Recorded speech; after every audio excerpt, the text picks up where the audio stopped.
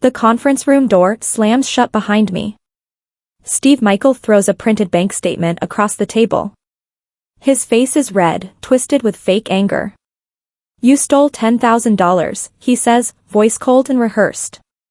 HR sits beside him, arms folded, refusing to look at me. I can't breathe. My hands shake as I try to speak, but Steve Michael cuts me off. "We have proof, Tessie. A wire transfer. $10,000 to a fake vendor. Your login. Your authorization code." Security stands at the door, waiting. I beg them to check the system logs. HR shakes her head. "We've seen enough." Steve Michael leans forward, eyes gleaming. "You're a disappointment," he whispers. "Should have stayed in your lane." As they escort me out, I catch his reflection in the glass door. He's smirking. "My name is Tessie Keene, and 5 minutes ago, I was one of the most trusted financial analysts in this company. Now I'm being dragged out like a criminal. Let me take you back 3 months. That's when everything started to shift." Steve Michael suddenly became interested in my work. He'd appear at my desk unannounced, leaning over my shoulder, asking about budget reports that weren't his responsibility. At first, I thought he was just being thorough. "Great attention to detail, Tessie," he'd say, tapping my monitor. But his visits grew longer. More invasive. He'd ask questions that made my skin crawl, why I chose certain categories, how I tracked vendor payments, whether I ever worked from home. I started locking my computer every time I left my desk. My coworker Jules noticed. "He's never this hands-on," she whispered one afternoon. I shrugged it off. I had nothing to hide. Then one Friday, Steve Michael called me into his office. He closed the door and smiled. "I need a small favor," he said. Steve Michael slid a printed spreadsheet across his desk. "Just adjust these variance numbers," he said casually. "Make the Q3 budget look cleaner for the board presentation." I stared at the document. The numbers were off by nearly $15,000. "This isn't accurate," I said slowly. His smile tightened. "It's a projection, Tessie. We're smoothing things out." I shook my head. I can't sign off on something that's not real. For a moment, his face went completely blank. Then he laughed, sharp, forced. "Of course. You're right. Forget I asked." He took the paper back and waved me out. But as I left, I saw his jaw clench. His eyes followed me all the way to the door. That weekend, I couldn't shake the feeling that I'd made a terrible mistake. On Monday morning, my workload had mysteriously doubled. Suddenly, I was drowning. Projects I'd never been assigned appeared in my inbox with urgent deadlines. Steve Michael CC'd senior VPs on the smallest errors, typos, formatting issues, things he'd never cared about before. In meetings, colleagues stopped making eye contact. My invitations to budget reviews disappeared. I worked late every night, trying to keep up, but it felt like running on a treadmill that kept speeding up. One evening, I stayed past 8 o'clock, alone in the dim office. As I passed Steve Michael's door, I heard his voice on the phone. "We just need to cover the Q3 hole," he muttered. "Nobody's going to notice if we move it around." I froze. My heart pounded. I tiptoed back to my desk and grabbed my bag. That night, I couldn't sleep. Q3 hole. What hole? 2 weeks later, a critical reconciliation file went missing. I'd uploaded it to the shared drive the night before, I was sure of it. But when Steve Michael asked for it during the morning meeting, it wasn't there. "Where's the Q3 vendor file, Tessie?" he asked, voice dripping with fake concern. I pulled up the shared drive on my laptop. Empty folder. My stomach dropped. I uploaded it last night," I stammered. He sighed loudly. "This is exactly the kind of carelessness we can't afford." The entire room went silent. My face burned with humiliation. After the meeting, I searched my email, my desktop, my backup folders. Nothing. Then, at 11 that night, I checked the drive one more time. The file was back. But when I opened it, the numbers were different. Expenses had been moved. Categories had been switched. Someone had changed my work. I started documenting everything. Every email, every file, every conversation. I took screenshots of timestamps, exported metadata, saved backup copies to my personal cloud. I wasn't planning revenge, I was protecting myself. Something was deeply wrong, and I needed proof. I created a hidden folder on my laptop labeled Backup, Personal. Inside, I stored every suspicious interaction with Steve Michael. The budget he wanted me to alter. The missing file that reappeared. The sudden workload changes. I also started tracking my own access logs. Our company system recorded every login, every file opened, every change made. I pulled my activity report for the past 6 months and saved it. Then I did something that made my hands shake. I pulled Steve Michael's activity log too. That's when I saw it. On Saturday, October 14th, someone used my login credentials. I wasn't even in the state that day. I was visiting my sister in Boston. My coworker Jules found me in the break room, staring at my phone. "You okay?" she asked softly. I hesitated, then showed her the login anomaly. Her face went pale. "Tessie, you need to be careful," she whispered. "Steve Michael gets erratic before audits." I leaned closer. "What do you mean?" Jules glanced toward the hallway, then back at me. "A couple of years ago, another analyst got blamed for a discrepancy. She got fired. Steve Michael said she was careless, but..." She trailed off. "But what?" I pressed. Jules bit her lip. Right before she left, she told me the numbers didn't add up. She said someone set her up. My blood went cold. "Why didn't you say anything?" Jules looked down. I was scared. And I had no proof. She paused. "He's terrified of this year's audit, Tessie. Be careful." I went back through every request Steve Michael had made over the past 3 months. The budget he wanted adjusted. The vendor payments he asked me to expedite. The reconciliation file that mysteriously changed. They all had one thing in common: they shifted blame away from him and toward me. I opened my saved emails and cross-referenced them with the company's financial records. A pattern emerged. Every time Steve Michael asked me to streamline something, it created a paper trail under my name. Every urgent request came with a CC to HR or a VP, making it look like I was the one driving these decisions. Then I found something that made my stomach turn. A wire transfer I'd never authorized. $10,000 to a vendor called Summit Consulting Solutions. The approval code was mine. The timestamp was mine. But I didn't remember ever seeing that vendor. I searched my email. No correspondence. No invoice. Nothing. I dug deeper into Summit Consulting Solutions. The company had been added to our vendor list 3 months ago, right around the time Steve Michael started hovering over my desk.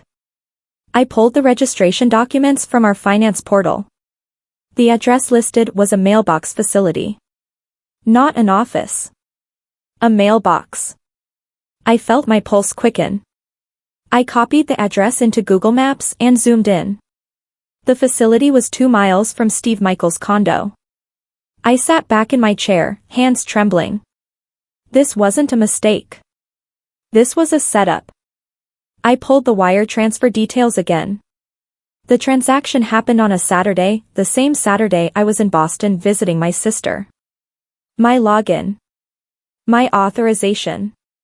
But I wasn't even at my computer. I took a screenshot of everything and saved it to my hidden folder. Then I checked the date on my airline ticket. Proof I was out of state. I had him. The next morning, I got an email from HR: "You've been placed on administrative leave pending an internal investigation." My heart stopped. I called HR immediately, but they refused to give details. "We'll be in touch," the woman said coldly. I drove home in a daze, gripping the steering wheel so hard my knuckles turned white. When I got to my apartment, I locked the door and sank onto the floor. Tears streamed down my face. My career was over. My reputation was destroyed. Everything I'd worked for was gone. That evening, another email arrived. This time from the board's audit committee. The embezzlement incident involving your account will be escalated for further review. Embezzlement. They were calling it embezzlement. I wanted to scream. Instead, I opened my laptop. I wasn't going down without a fight. I wiped my tears and started organizing my evidence. Every document. Every screenshot. Every email. I built a timeline that showed exactly when Steve Michael's behavior changed, when the fake vendor was created, and when the unauthorized transfer occurred.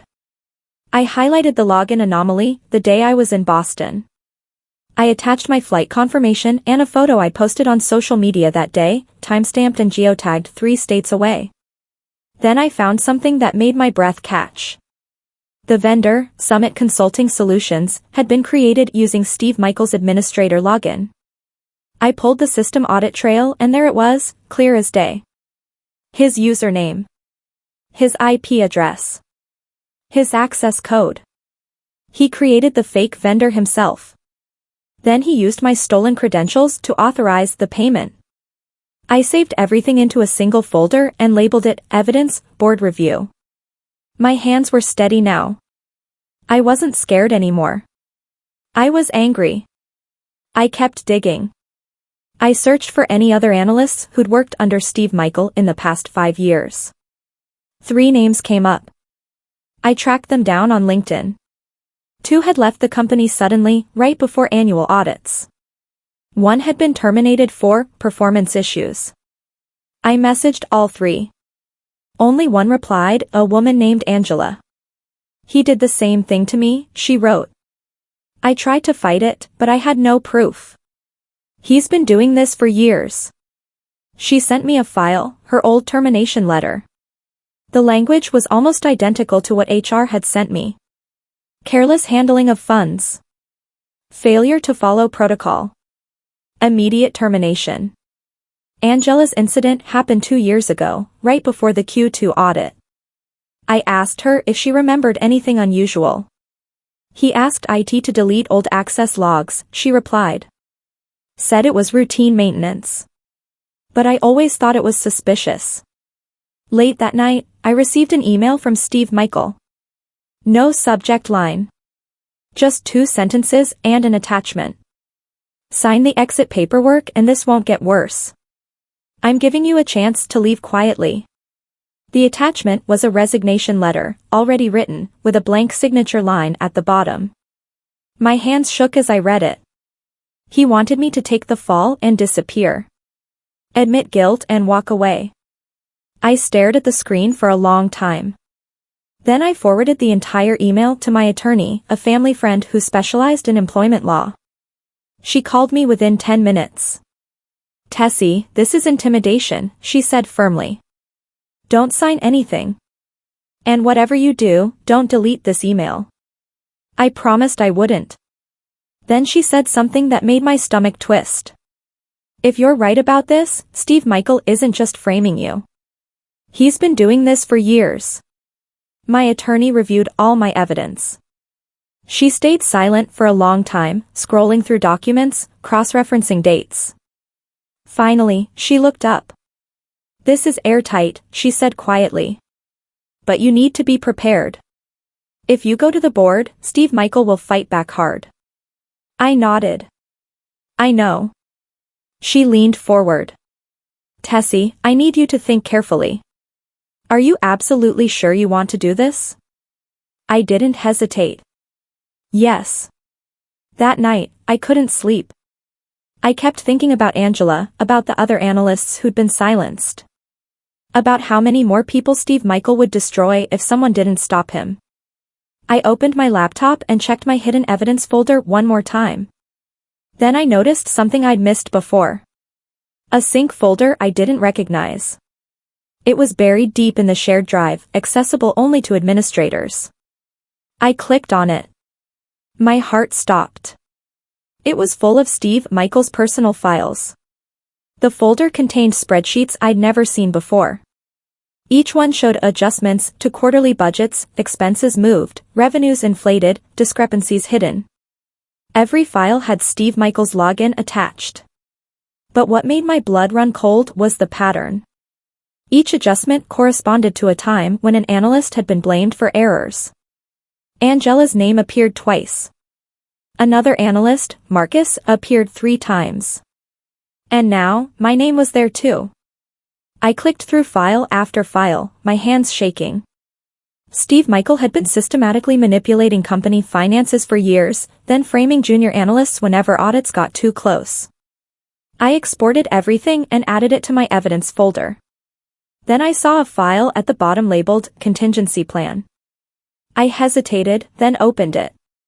Inside was a document outlining exactly how to shift blame if the audit uncovered discrepancies. My name was highlighted in yellow. The contingency plan was chilling. It laid out step-by-step instructions for framing me. Create a fake vendor. Use Tessie's credentials. Authorize a transfer. Suspend her before she notices. Blame her publicly. The document even included talking points for HR meetings and a draft termination letter, the same letter I'd been sent. At the bottom of the plan was a voice memo file. I clicked on it, pulse racing. Steve Michael's voice filled my headphones. If the board asks about the Q3 variance, redirect to Tessie Keene. She's been careless with vendor approvals. I've documented multiple instances. His tone was calm, rehearsed. Then he paused. I'll play the concerned executive. They'll believe me, I've been here 15 years. She's just a junior analyst. At the end of the recording, he muttered something under his breath. They'll never trace a thing. I ripped off my headphones, shaking with rage. I saved the voice memo and added it to my evidence packet. Then I sat back and took a deep breath. I had everything. Timestamps proving I wasn't at my computer when the transfer happened. Proof that Steve Michael created the fake vendor. His own recorded voice admitting he planned to frame me. The contingency plan with my name highlighted. Angela's testimony about his pattern of behavior. It was airtight. Undeniable. I opened a new email draft and addressed it to the board's audit committee. My cursor hovered over the send button. Timing mattered. If I sent this too early, Steve Michael might intercept it. If I waited too long, they might finalize my termination. I closed the draft and saved it. I needed to wait for the right moment. And that moment came sooner than I expected. The next morning, Steve Michael sent a company-wide email. Subject line, Internal Security Breach. My stomach dropped as I read it.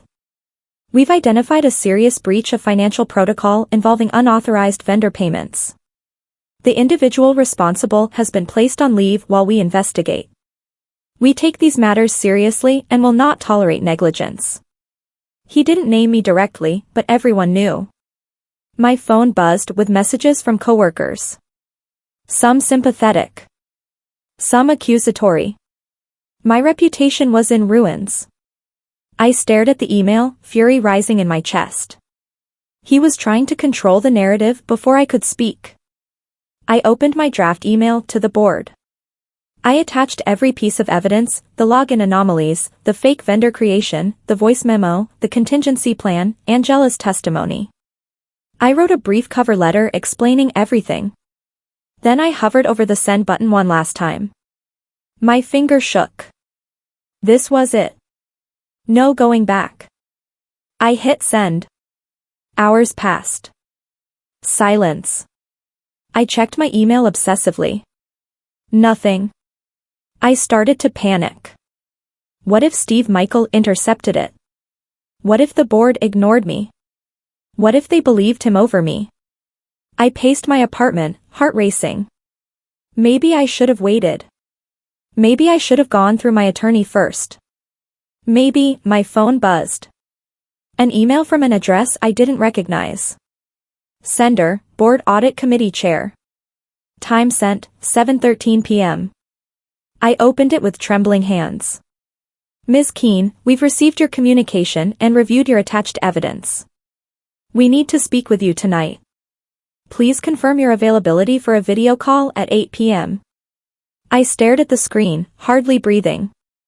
They wanted to talk. Tonight. I typed back immediately. I'm available. Then I sat down and waited, watching the clock tick toward 8.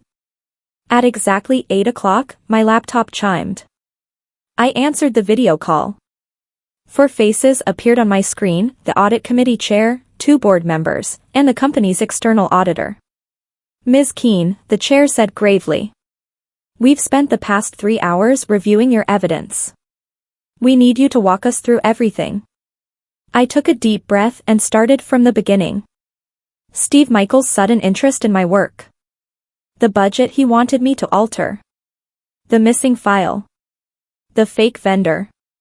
The wire transfer on a day I wasn't even in the state.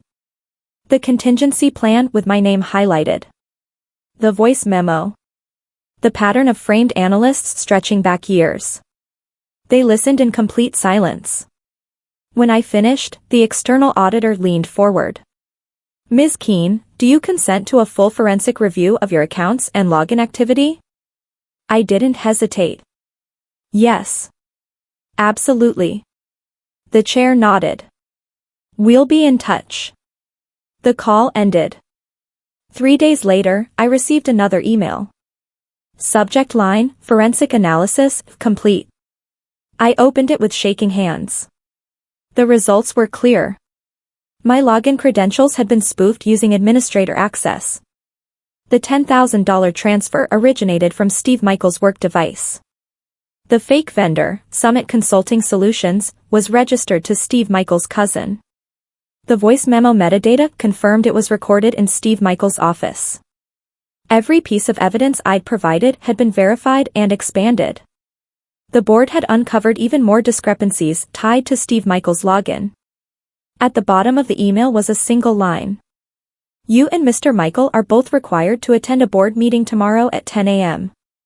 My heart pounded. This was it. The moment everything would finally come to light. I didn't sleep that night. I just stared at the ceiling, replaying the past 3 months in my mind. I arrived at headquarters 15 minutes early. My palms were sweating. I'd barely slept. As I walked toward the boardroom, I saw Steve Michael in the hallway. He looked confident, smug even, adjusting his tie. He didn't see me yet. I slipped into the boardroom and took a seat near the back. The audit committee chair gestured for me to sit beside her at the main table. Ms. Keene, thank you for coming, she said quietly. At exactly 10 o'clock, the door opened. Steve Michael walked in, smiling. Then he saw me. His smile vanished. His face went pale. What is she doing here? He demanded. The chair folded her hands calmly. Mr. Michael, please sit down. We have some questions for you. He hesitated, then sat across from me. His eyes darted nervously between the board members. The chair slid a folder across the table. Do you recognize this vendor? Steve Michael opened the folder. His hands trembled slightly. Summit Consulting Solutions, he read aloud. Yes, I think we used them for a project. The external auditor leaned forward. This vendor was created using your administrator login. The payment authorization was spoofed using Ms. Keene's credentials while she was out of state. The wire transfer was sent from your work device. Steve Michael's face flushed red. That's impossible. I didn't, someone must have hacked my account. The chair placed another document on the table. This is a voice memo recorded in your office. Would you like us to play it? Steve Michael's eyes widened. His mouth opened, but no words came out. The chair pressed play. His own voice filled the room, calm and calculated. If the board asks about the Q3 variance, redirect to Tessie Keene. Silence. Steve Michael's face drained of color. He looked at me, then back at the board. This is a setup. She's setting me up. The auditor shook her head. The forensic data doesn't lie, Mr. Michael. Steve Michael tried to speak, but his words came out jumbled, desperate. He blamed IT. He blamed me. He blamed system errors. But every excuse contradicted the forensic evidence. Finally, he slammed his hand on the table. I've been with this company for 15 years. You're going to believe her over me? The chair's voice was ice cold. We believe the data, Mr. Michael. She nodded to HR. 2 security officers entered the room. Mr. Michael, your employment is terminated effective immediately. You'll be escorted out, and this matter will be referred to law enforcement for further investigation. Steve Michael stood, shaking, his face red with fury. This is insane. You're all insane. As security led him out, he turned and glared at me one last time. You'll regret this, he hissed. The door closed behind him. The room fell silent. I sat there, barely breathing. It was over. The chair turned to me. Ms. Keene, what outcome are you seeking here? I took a deep breath. For 3 months, I'd imagined this moment. I thought I'd want revenge. Justice. His job. But sitting there, looking at the board, I realized what I really wanted. I want my name cleared, I said quietly. I want full back pay for the suspension. And I want to leave the company with severance and a clean record. The chair nodded. Done. All of it. She paused. Ms. Keene, you've shown remarkable professionalism and integrity throughout this ordeal. If you ever choose to return, you'd be welcomed. I shook my head gently. Thank you, but I think it's time for me to move on. They agreed. 2 weeks later, I received a formal letter clearing my name, a check for back pay, and a severance package. Steve Michael was terminated and referred to law enforcement. His reputation was destroyed. Mine was restored. I left the company quietly, with my head held high. He tried to destroy me to save himself. Instead, the truth destroyed him and set me free.